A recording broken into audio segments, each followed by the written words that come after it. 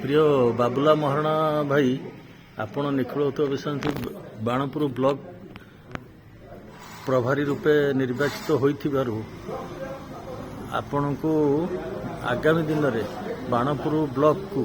किभली आगु को नेबे आउ जहाँ अतीत रे करी देखैचंती से संघ समितिर सभा को समस्ते आचंबित होई आपण को जो निर्वाचित कले ब्लॉक स्तर दायित्व देले आपण समिति आगु को किभली भाबे नेबे। निखिल उत्कल विश्वकर्मा महासंघ समिति तरफ मत जो दायित्व दि जाइए बाणपुर ब्लॉक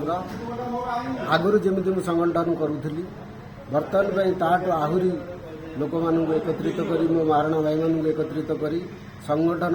आहरी आग को नहीं निखिल उत्कल संगठन रे समस्त एकजुट करने पूरापूरी प्रयास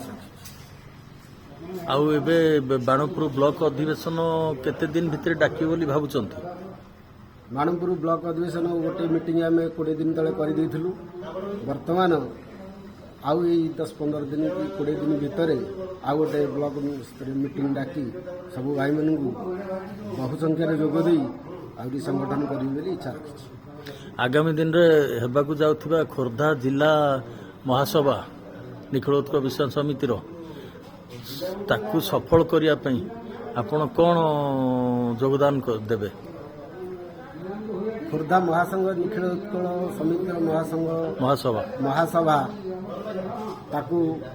सफल करने पाई निश्चित बहुत चेष्टा रखी मोर कर्मी माने जो साथी अच्छा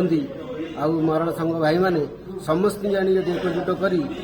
सभा को बहुत संख्यार योगदान दे साफल्यमंडित कर। धन्यवाद।